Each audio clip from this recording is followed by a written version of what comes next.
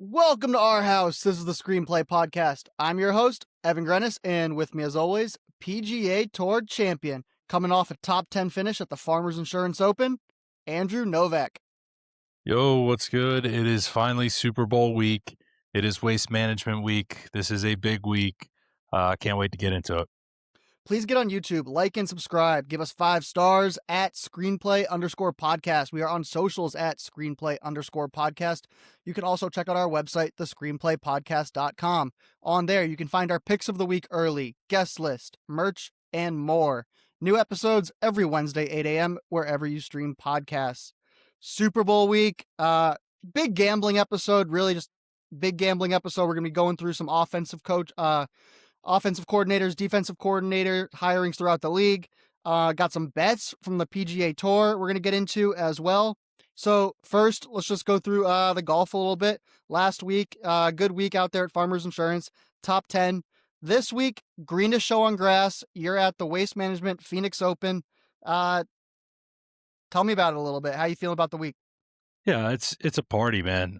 For 1 week a year, it's a lot of fun. I think if it was this crazy every week, it might get a little old. But I think it's amazing that we have this many fans that show up and have a good time with it, and the tournament, the Thunderbirds really lean into it. So it's absolutely a good time. If you haven't been, I would definitely recommend seeing the craziness that is the Waste Management Phoenix Open.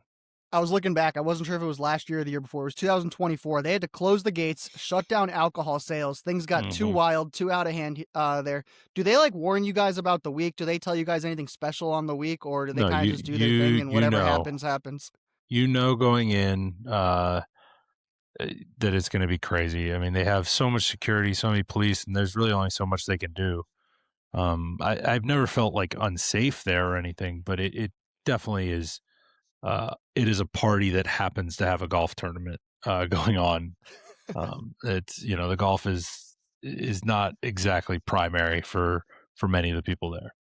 So you have some mixed results in this tournament. 2 years ago, 2024, when it got super crazy, you finished tied 8th. I believe you had the 36-hole lead, tied 36-hole lead that year. Last year, we got a mixed cut. So what are going to be the keys? How do you play this course well?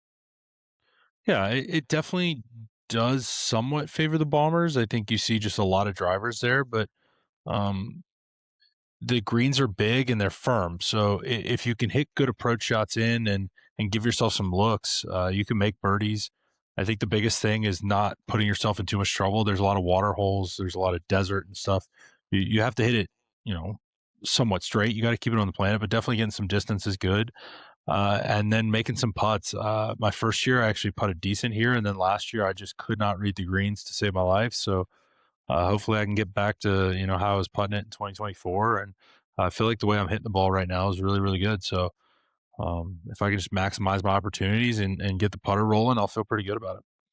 So Scotty's headlining the field this week. He won 2 weeks ago out at the American Express. He took last week off. He's back in the field. His odds to win these tournaments are crazy. I mean, they're just plus 200 on a weekly basis. It's insane. Your tee times this week, Thursday, 12:44 p.m. It is Andrew Novak, Harry Hall, and Akshay Bhatia. On Friday, you're going to be at 8:04 a.m. I think Taco texted me. Harry Hall, UNLV guy. I think he's a Raiders fan. Is that true? Yeah. Yeah, we've talked a bit.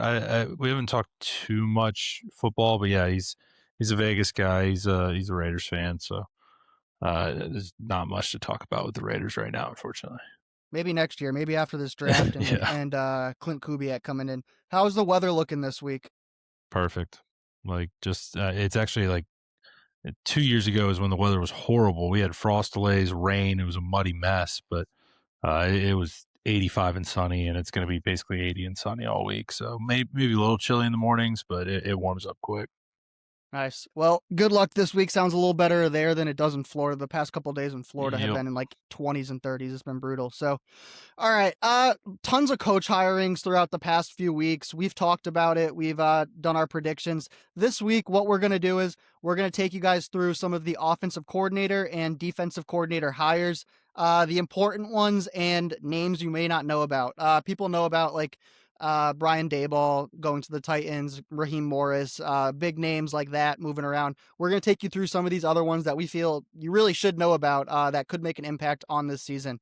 One of the most important ones we've been talking about for the past couple of weeks, we'll start off with Ravens. This offensive coordinator hire is big because the head coach they hired is a defensive guy. So Declan Doyle, first right off the bat, I looked up his age. I was like 29 years old. Oh my God, this guy's my age. And younger than you, and he's the offensive coordinator of the Ravens. Massive, massive role for him. What do you think about this hire for the Ravens? Yeah, look, he was kind of a surprising hire last year for Chicago because he wasn't coming out of much, and I get he wasn't, necessarily like Ben Johnson's kind of running the show there, but look, their offense functioned really well. Uh, we're going to learn quickly, how similar to Ben Johnson, how much he learned from Ben Johnson. Um, once the season starts, I think stylistically, I think the Chicago offense actually does fit what the Ravens have pretty well. He can utilize two tight ends pretty well. Mark Andrews, they just signed to deal. We'll see if they re-sign Likely. That may not happen, but still, if they wanted to, that they could kind of fit that role. The run game absolutely would kind of work. I do think there is a bit of an offensive line drop off. Going from the Bears to the Ravens, I thought the offensive line struggled at times. I did think towards the end of the season they were blocking a little bit better than earlier in the season. So may have his work cut out for him there. But I mean, you're getting to work with Lamar Jackson. I don't see, you know, many better opportunities in the NFL than that. Yeah, I mean, if he succeeds here, has a good 1 to 2 year stint with Lamar, he could be right up there for a head coach position in a few years. Let's get to the next guy we're talking about here. Bills defensive coordinator. This one's important because they hired Joe Brady. Joe Brady's going to be on the offensive side of the ball. The Bills defense this past year, rush defense, absolutely terrible. That was one reason why they couldn't win as many games as they did. So they hire Jim Leonhard. Jim Leonhard, past 2 years, defensive pass game coordinator for the Broncos, defensive backs coach. Before that, he was with the Wisconsin Badgers, defensive coordinator there. I want to read off some of these Bills ranks in 2025. Their total D, I know everyone thinks that their defense was terrible. Their total D was number 7 because they had a really good pass D. They had the number 1 pass D, probably because teams kept running on them so much. But yeah, total D, number 7. Their rush D, number 28. That is their big struggle. This one, I got to be honest, it confuses me a little bit. This guy, he's good in the secondary, good with the defensive backs. But the issue with the Bills was that rush D. So how do you think this guy, Jim Leonard's going to do? How important do you think the draft is going to be for him on the defensive side of the ball? Yeah, I actually love this hire. I got a ton of respect for Jim Leonhard going all the way back to those Wisconsin days. They had some really, really solid defenses there. I want to say he won a Broyles Award there. He was really a very good DC for them, and I remember his name coming up for multiple premier defensive coordinator jobs elsewhere. He ended up always staying. He stayed at Wisconsin for like 5 or 6 years. And every year it felt like he was like maybe up for Alabama or so, like a bigger school like that. But that's where he played in college, so he ended up staying, and he did very well there. And I think he's the kind of guy. He did have an interim head coaching stint there, and I think he's been around enough. I think it's a perfect kind of hire because Joe Brady, I don't really want him having too much to deal with the defense. I think Jim Leonard's a perfect guy. You can like put him over there. Look, you got that. Take care of that. And I think he's going to do a good job. I think he'll be kind of low maintenance on that side of the ball. I think he's going to, get this defense playing some good football and let Joe Brady focus on the offense. And I do like this hire. Maybe Taco might kind of agree just because I know the name so well from the college days, but I really do like this hire. All right, let's move on to this next one. The Cowboys, defensive coordinator, they hire Christian Parker. I wasn't sure who this guy was at first. Went through his resume. This one might pop this year. I like this name a lot. So, 2024, 2025 Eagles defensive pass game coordinator. In 2024, the Eagles defensive pass game number 1. In 2025, Eagles defensive pass game number 8. So not only do they steal him over from the Eagles, but in division, that's going to be a big hire. I like that a lot.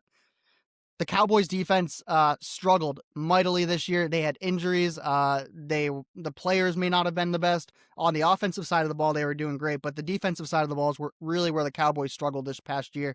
Prior to being with the Eagles, defensive backs coach, Broncos, helped develop Patrick Surtain, helped develop Justin Simmons. So this guy, he has a history of developing young, good players, and the Cowboys bring him in. Not many people are talking about it. What do you think about Christian Parker? Yeah, I think this is definitely like a potential hire. You're going off a guy that has worked with some very good defenses. He's had success with some good defenses. The only concern I have is he's definitely going. He was working with an Eagles secondary and a Broncos secondary, both of which were very, very good.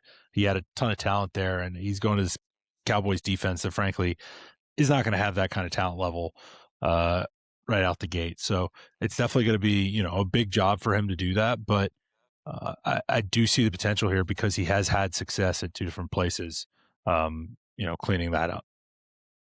All right, next one we're getting into Lions offensive coordinator. This one's a massive hire because Dan Mm. Campbell, he's the CEO, the leader type, but on the defensive side of the ball, like he really needs someone taking care of this side. So they hired Drew Petzing, 2023 through 2025. He was the Cardinals offensive coordinator. In 2024 with Arizona, they had the seventh rushing in the NFL, 11th in total offense. And then even this past year, I mean, I know Arizona struggled. They didn't win many games. Things broke down. You had the Kyler Murray situation, but Jacoby Brissett and what was it, Michael Wilson, like they were connecting well. Trey McBride has put up all-time numbers. So I kind of like this hire for the Lions. What do you think about Drew Petzing? I do, because he's shown an ability to have a good run game, and then this past year, with James Conner getting hurt, the run game just never really got going. But they found a pretty good passing game with Jacoby Brissett, and I think it's good that he's been able to show both. I think style wise, I think he should fit very nicely with Goff. I think he's going to let him sling it around if he wants to. I mean, Cardinals were slinging it for a stretch there this year. Brissett was putting it 40, 50 times a game. I don't know if that's going to fit exactly what Dan Campbell wants to do, but it's cool to see the OC is not afraid to do that if it gets to that. He's not like, hey, the run game's not working, I'm just going to keep going with it. He's willing to do whatever works to get the ball moving. So I think this hopefully goes well, and hopefully Dan Campbell doesn't have to worry about taking over play calling this year. All right, next one. This is a name that most of y'all have heard about. The Chiefs offensive coordinator, Eric Bienemy. He was with the Chiefs from 2018 through 2022. Two Super Bowl appearances in that stretch, one Super Bowl win in 2020. After that stint with the Chiefs, he had an offensive coordinator job with the Commanders, went to UCLA to be the offensive coordinator there. Weird spot, I thought. Last year, 2025, he was with the Bears, running back coach. They were top 3 in rushing. So he's making his way back. They didn't fire Matt Nagy. They allowed him to explore other options, and he did explore other options. So they bring back in Eric Bieniemy. I got a good feeling about this. What do you think about bringing Eric back into the building? Yeah, I think this is a good hire. Kansas City has had their best offenses with him running it. Um, he has something for bringing in seventh round Rutgers running backs and turning them into good players. I don't know what that's about, but yeah, no, this is a good comfort fit. I think this should hopefully get them back on the right track. It seemed like they've had Nagy and they've had Bienemy, and uh, it has been better offensively when Bienemy's been there than when Nagy's been there. So I think overall this is a positive. It's a lot like Josh McDaniels to me. It's like they're taking the Patriots route where, like, let's have success with Josh McDaniels, let him go away, bring him back in for some more success. Kind of seems something like that. But they're going to have to figure out that running back room in the Chiefs. Mm-hmm. I saw a popular name being tossed around, Rico Dowdle. It seems like he's obviously not staying with the Panthers. Could potentially be someone the Chiefs look at, or do you think they go in the draft and try to get some running backs there for him? Yeah, I think it depends on what they like. I mean, they very well could have a shot at Jeremiah Love first round if they want to go that route. Um, Okay. so we'll see. I mean, it probably depends on what their scouts are seeing and how much they like him, because I think they are in a decent spot to be able to grab him in the draft if it works out that way. All right, this next team, there was a lot of offensive coordinator spots open this off season. This one was not one of the most popular ones. People did not want to go there. Eagles, they were looking for a new offensive coordinator. Their offense last year not great. 2025 offense, they were number 24. They led the league in 3-and-outs. They bring in Sean Mannion, not very well known. Sean Mannion, 2011 through 2014, he was the quarterback at Oregon State. In 2015, he was drafted in the 3rd round. Didn't last very long in the league, played on a couple different teams. His only coaching experience, 2024, Packers offensive assistant, 2025, Packers QB coach, and now 3rd-year coaching, offensive coordinator of the Eagles. I mean, that's a big jump for only 2 years of coaching experience. I want to read a quote here by Nick Sirianni. Nick Sirianni said, "My goal throughout this process was to operate with an open mind regarding the future of our offense to find the best fit for the Eagles." To me, that says, I have no idea what we're doing here, and I have no idea if this guy's going to succeed. What do you think about bringing in Sean Mannion? He doesn't have a high bar to beat after last year, but also the expectations in Philadelphia are Super Bowl. So I can't tell what's going to happen with this position.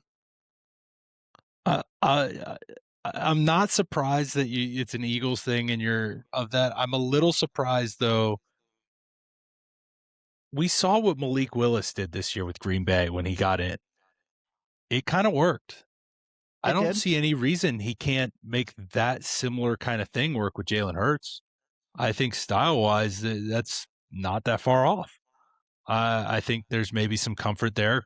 I know he was quarterback's coach, not calling plays, but he's still on the headset. He's still hearing what's going on. I think that there may be some comfort there, and maybe I'm reaching a bit, but I do think that it could work. I think the bar is low here, but he should have some decent pieces to work with. I don't know how A.J. Brown and all that's going to sort itself out, but if they can get some maybe a little bit more offensive line help, try and get that offensive line back to where it was so they can hopefully get Saquon going.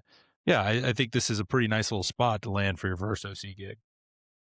Yeah, landing it as your first OC gig. If this goes well, I mean, this could just shoot his career up right away. But like, if you told me this went poorly or this went great, like I would believe you. I just don't have a great, I don't have a great tread on Sean Mannion and how it's going to go. I think it's definitely kind of a risk reward hire. Like, some guys, what you're getting. This, it could go either way. I mean, I think it's important for Nick Sirianni though, because this hire right here could determine his future. If you have another terrible offensive year, let's say, miss the playoffs, like Nick Sirianni could be out just a few years after winning the Super Bowl. Eagles love doing that. On the other side of it, if they have a great year, Nick Sirianni's looking like the star. So this one's going to be interesting to follow throughout the year.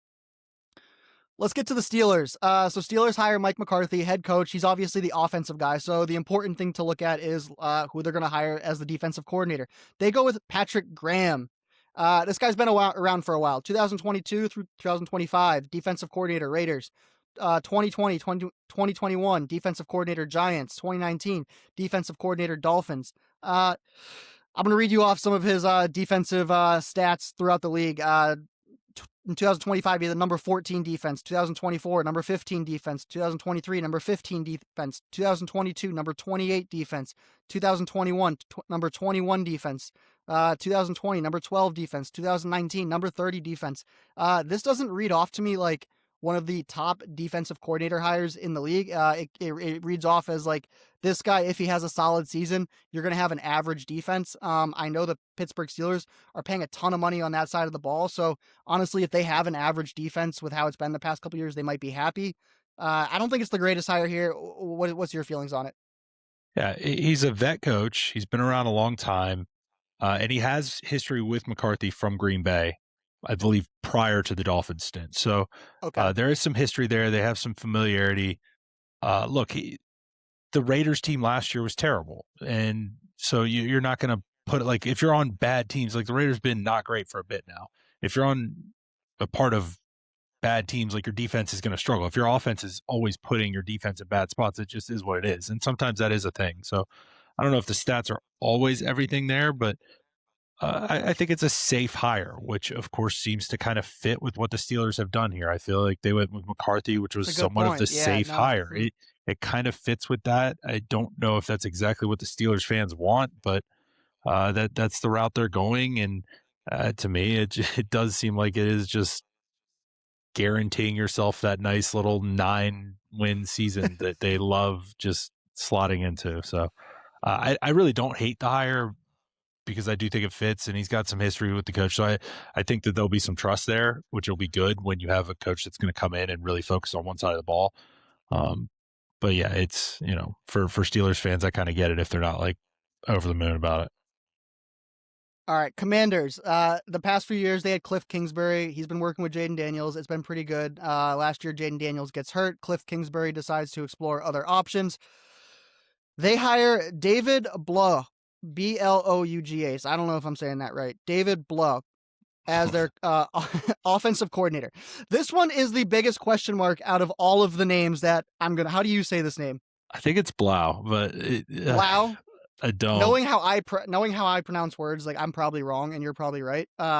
This one to me is the biggest question mark out of every name we're going to read here. So in 2014 through 2018, he was the quarterback at Purdue, undrafted quarterback, eventually made it into the league. From 2024 through 2026, he was the assistant quarterbacks coach with the Commanders. Complete question mark. That's it. That's his resume. So he's been in-house. They must know something I don't about this guy because his resume is he played quarterback at Purdue. So, what do you think about this hire? Jaden Daniels must like him. He must know how to work this offense. There's got to be something here that I'm not seeing. Yeah, man, I don't know. It's a hire within, so maybe there's some just comfort with Jaden Daniels there. Maybe they've got a good connection. Man, it's interesting. I don't know. Maybe younger guy, more familiar with the style of quarterbacks that are coming out. Maybe he understands Jaden Daniels' playing style better. I mean, he wasn't, from what I remember, he was not really a mobile quarterback when he played. So, yeah, I don't know. Hopefully, this is just a comfort pick and it works out well for them. But it definitely is a little interesting, especially when you have a young quarterback that you're kind of getting, pretty green offensive coordinator here to throw in with him. All right, last name we're going to go over, Buccaneers. They hire Zac Robinson as their offensive coordinator. They let Grizzard go after this past year. Man, Baker Mayfield, he has had the amount of offensive coordinators that he has worked with in his NFL career. It might be a new one every single year. I got to look back at it, but it's starting to get up there to maybe almost double digits. It's getting ridiculous.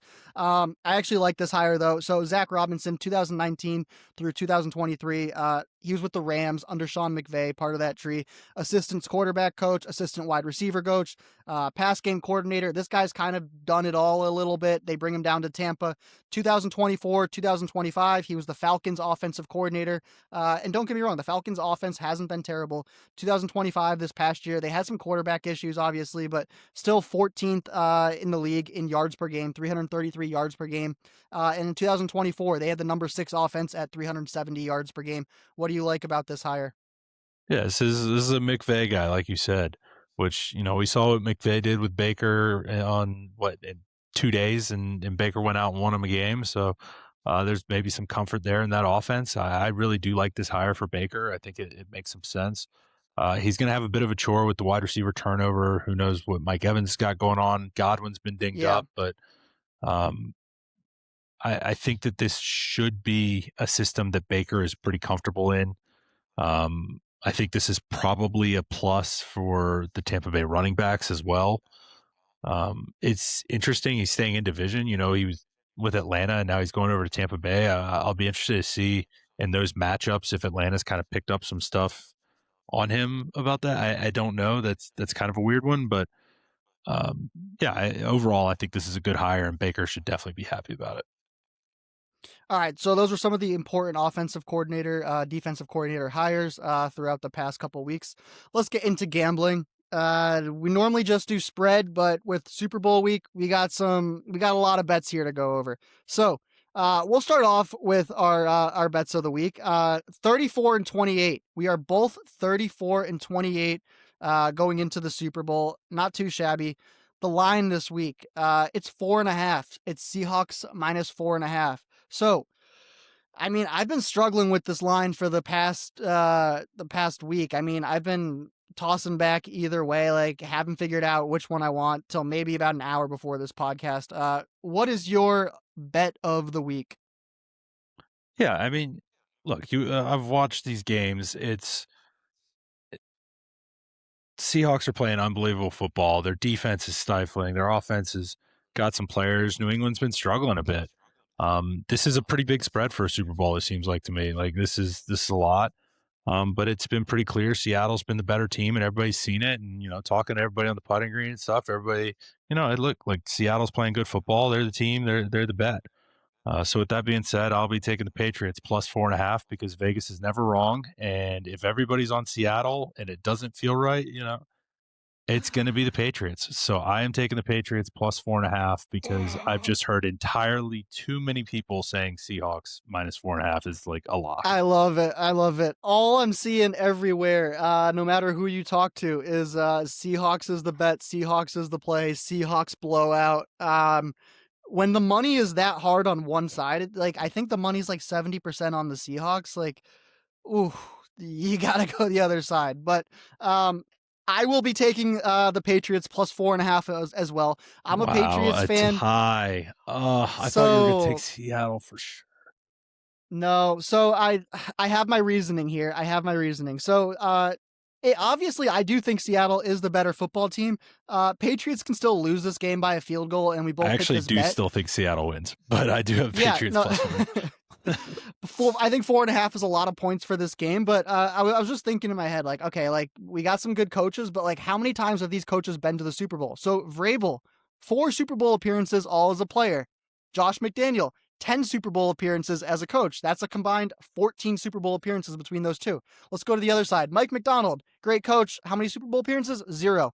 Clint Kubiak, how many Super Bowl appearances? 1. 2024, he was the pass game coordinator for the 49ers. He does have a Super Bowl appearance. So if my math's not great, but 14-1, that's a lot of Super Bowls compared to the Seahawks. So I think that plays a little bit into this line that people aren't playing to. I think they keep this game close.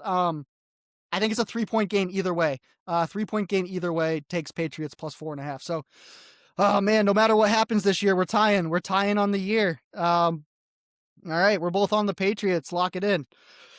The over-under, we talked about this a little bit last week, is 45.5. It hasn't moved. I thought by the time we came to this podcast this week that this line would have dropped a little bit. It has not. So I am on the under. I'm thinking this is I'm taking Patriots 20-17.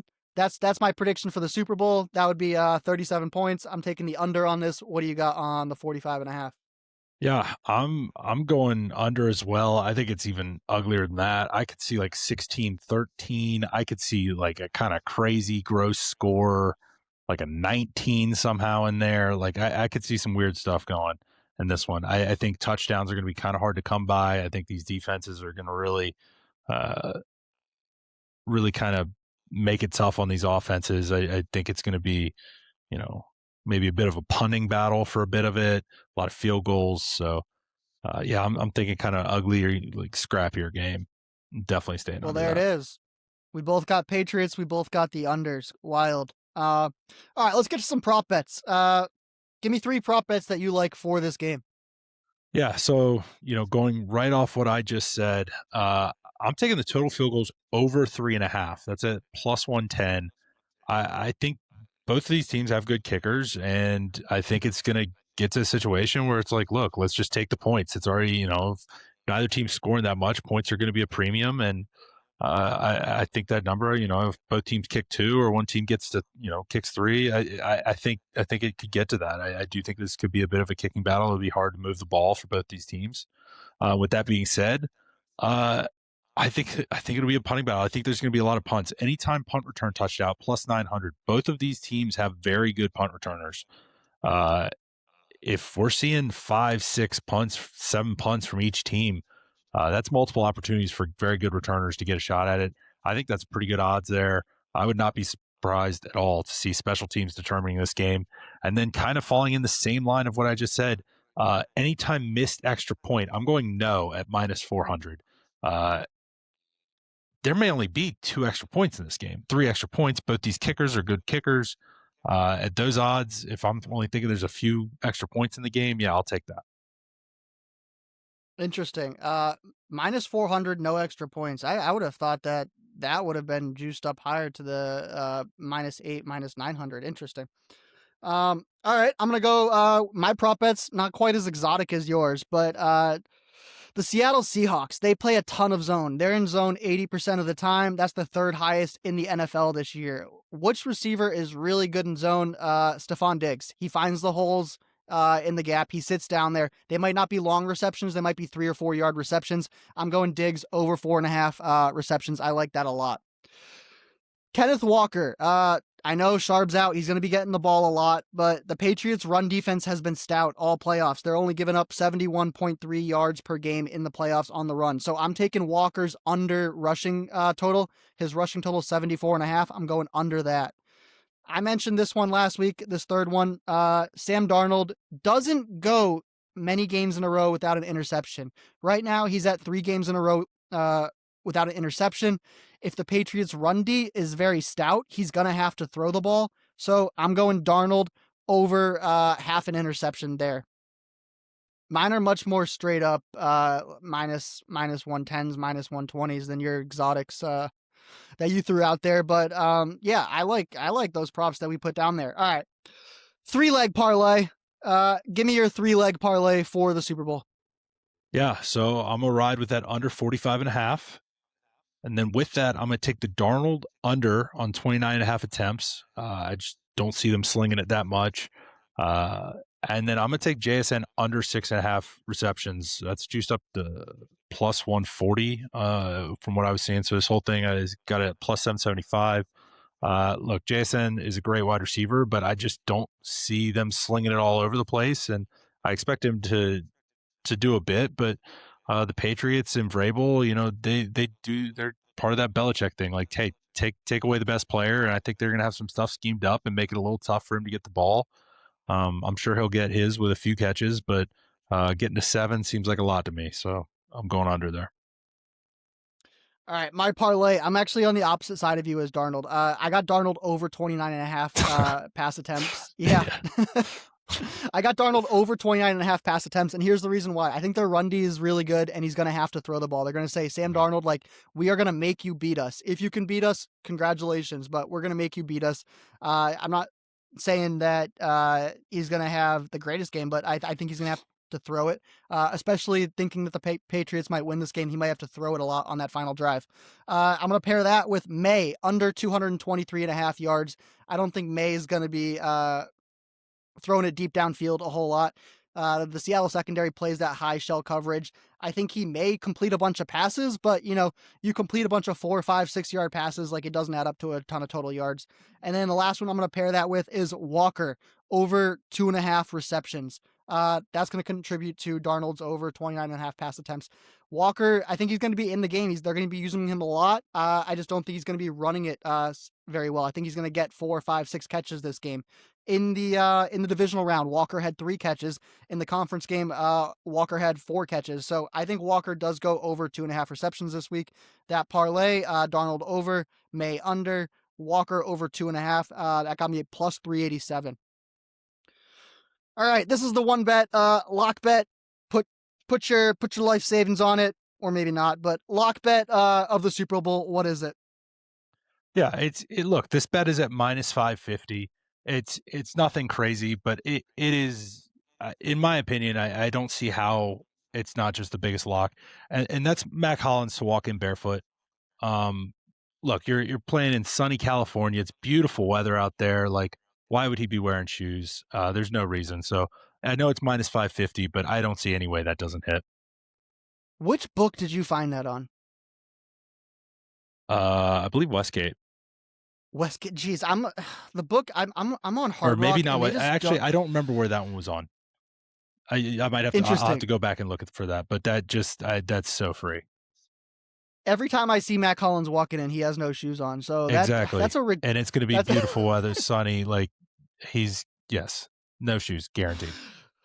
Wild. My lock bet, I'm taking one from my parlay. I don't see any way in which Walker doesn't get over 2.5 receptions. He's going to be out there all game. Like, no Sharp. The Patriots run D is solid. Like I said, 3 receptions in the divisional round game, 4 receptions in the conference round game. I think Darnold's going to chuck it down a little bit, not get too frisky with it. Walker, over 2.5 receptions. You can lock that in. And I guess you can also lock in Mac Hollins is going to be walking into the stadium barefoot. Wild. Didn't even know that bet existed. Oh, that's crazy. Okay. All right. You're on the PGA Tour. You're at the Waste Management Phoenix Open. You do this every year. You ask players what their bets are for the week. Tell me, what are some bets from the tour? Yeah, so we got a little bit smaller participation this year, but we got a few bangers over here. We're going to go ahead and start with legend Jordan Spieth. Straight up over on the game total turnovers. He also agreed sloppy game total under, but he likes the over on the total turnover. I can't remember if he said it was 1.5, 2.5, whatever it was, but he's expecting sloppy game, ball putting on the ground, picks being thrown. So yeah, I kind of agree there. Then we're gonna go with Sahith Theegala. He liked the cup over on receiving yards. He had a little thing here. I think it was 32.5 is the line, and Cup's gone over that 5 of the last 7. So I kind of like that there. He also had the Seattle defense getting over 1.5 turnovers. So maybe so he's kind of same thing as Spieth. He thinks May's going to be a little bit turnover prone in this game, whether he's fumbling the ball, throwing picks. So both kind of on that. And then Michael Brennan, he's got Drake May's over in passing yards because he thinks Seattle's going to be up all game and Patriots going to be forced to throw it. So kind of falling in line of the Seahawks are pretty clearly the better team. And that's all I got from the guys this week, but some good ones in there. There are some good ones in there. All right. Before we hop off this podcast, 16th hole, Waste Management, Phoenix Open. They build the stadium there. It gets wild. We got some hats. Tremont Sporting Co. Our boys at Tremont Sporting Co. mocked us up some hats. Andrew has it on right here. You want to show them what you got on? It's got Screenplay Podcast logo. Andrew's going to be tossing them out. Here. Yeah, so if you're on 16 this week, probably Thursday and Friday, maybe Saturday, maybe not. I don't know. But definitely probably Thursday, Friday, I will be launching them up in the crowd. Nobody falling out of the stands or anything, please. But yeah, I'll be throwing them out there. So come get your hat. And yeah, I'm excited. Yeah, give them some Screenplay Podcast love. Probably got a better chance of getting a hat if you yell some of that. So we appreciate our boys at Tremont Sporting Co. hooking us up with the hats. He'll be tossing them out this week. Looking forward to that. Great week of football coming up. Can't wait for it. We do our podcast all year for this. So we're excited. Good luck at the Waste Management Phoenix Open this week. Chaos out there, the greenest show on grass. Please get on YouTube, like and subscribe at Screenplay_podcast. We are on socials at Screenplay_podcast. You can also check out our website, thescreenplaypodcast.com. New episodes every Wednesday, 8 a.m., wherever you stream podcasts. All right, we're both on the Patriots, plus 4.5. We're both on the under, 45.5, and we got a lot of other bets out there as well. Good luck to everyone watching the Super Bowl, betting the Super Bowl. Andrew, before we get off, actually, I got people DMing me. They're all over you this week for the Waste Management, and I love it. I love it. I will say, I cashed a bet on you last week at the Farmers, top 40 bet. Wow, it was plus 200. Really going out on a limb there, bud. Really putting a lot of faith in me. Top 40. Goodness. I know. I was thinking, I was like, damn, when I say this, he's going to be like, you little bitch. I should have been more aggressive with it for sure. But thank you for that. So, good luck to, we got, I forgot who it was. I got someone, he's got some boys out there in Waste Management, this week. He's got, Andrew Novak shirts, like Andrew Novak team or something. I don't know. Well, you'll look for it or whatever. You'll see that. I don't know. There's going to be some people out there rooting for you. So, enjoy the Waste Management, enjoy the Super Bowl, and we will catch you guys, next week.